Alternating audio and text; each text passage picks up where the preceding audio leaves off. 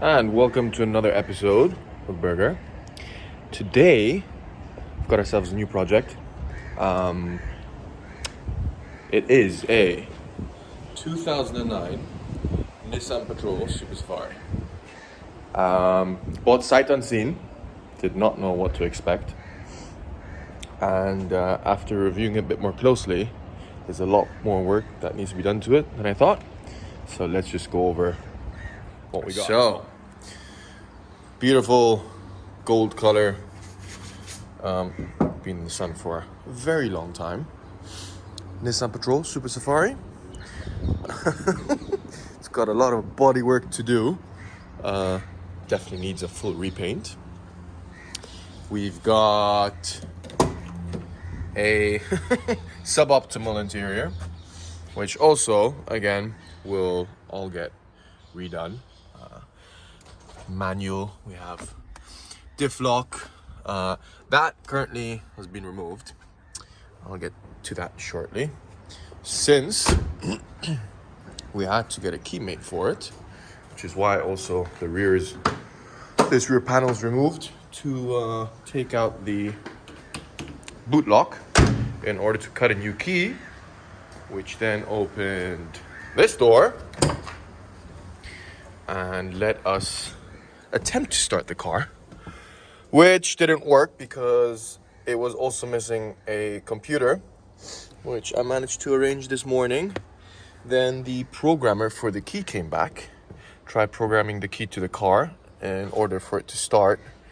However, that didn't work because for some reason the Immobilizer doesn't let you program a new key to it. So sometimes these actually have a certain limit of memories of how many keys you can save to them, which is what happened to another car of mine, which was also a Nissan. So I had to remove this. They then, I guess, clear the other keys on the Immobilizer and then let you program a new one. So you got a nice interior. It's missing the rear row of seats, but after, I guess, a good polish and detail and a new steering wheel and a couple of other new bits, the interior might actually turn out to be quite okay. I do believe that it did have an aftermarket computer before because this piece was still attached here, and that's normally attached to the computer. So I guess you have these pieces in order to connect them to a different sort of computer, aftermarket one maybe. It may or may not have an aftermarket clutch because this is super heavy to push. Beautiful balloon tires. Now for the engine, the almighty TB48 with absolutely disgusting air intake. Some rusted aftermarket headers. We also have actually a valve muffler right there, which is dumped. Will sound pretty good. But yeah, already put in a new battery. The other one was beyond dead. A couple of wires here, which I'm not sure yet where they go. Figure it out later. Radiator will definitely need to be flushed. So that comes open. Very rusty. And engine oil also smells a lot like petrol. So we already got a new one. Just trying to get the engine started so we can warm up the old oil and help it drain a lot easier. What we can do now is give it a quick little wash just to see how bad the paint underneath actually is and see if it does need a complete repaint or we can salvage what we have.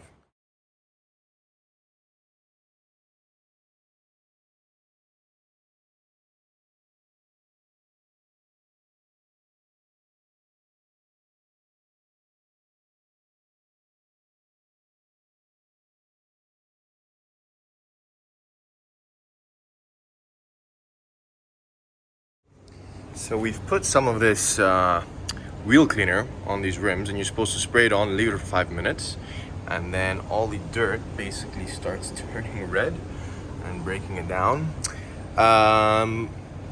Rapidly brings back the sparkle of your wheels. So I guess we'll see how that comes along. We also put some foaming engine degreaser all over the engine bay, just to get rid of all the grime. Once we high pressure clean it, it basically just breaks down and loosens up all the oily components. So when we high pressure clean it, it'll just clean right off. 5 minutes just to rub in with a wheel brush, which we don't have, the remaining red wheel cleaner. And it's not really working out as well as I thought it would. But let's see how it turns. Quite a bit of corrosion on the rims itself, so not sure that sparkle is really...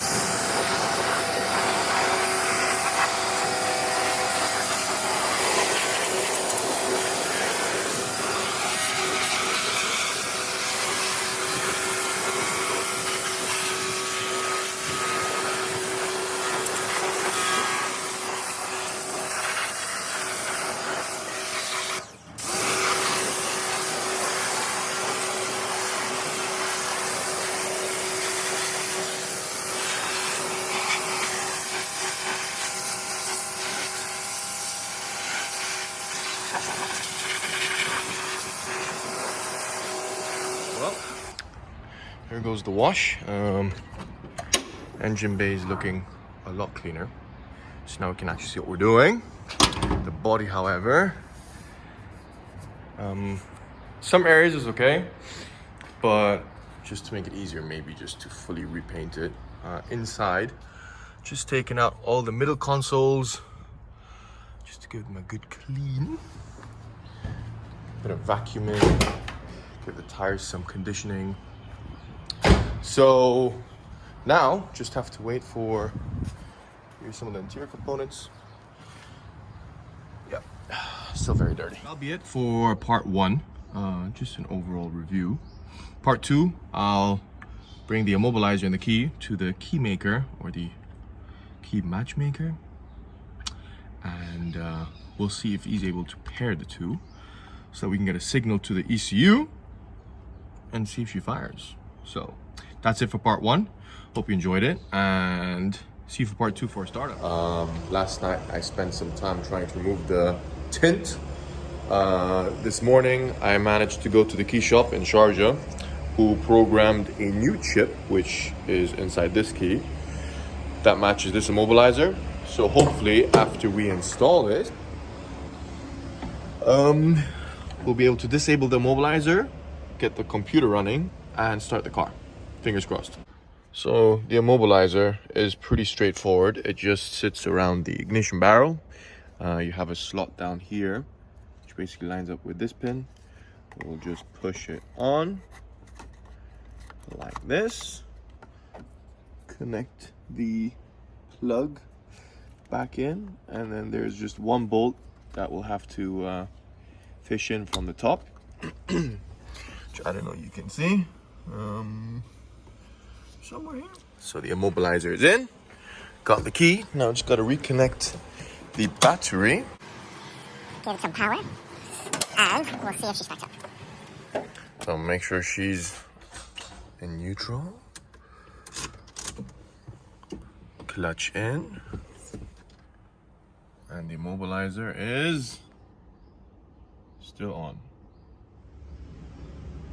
Well, that didn't go as planned.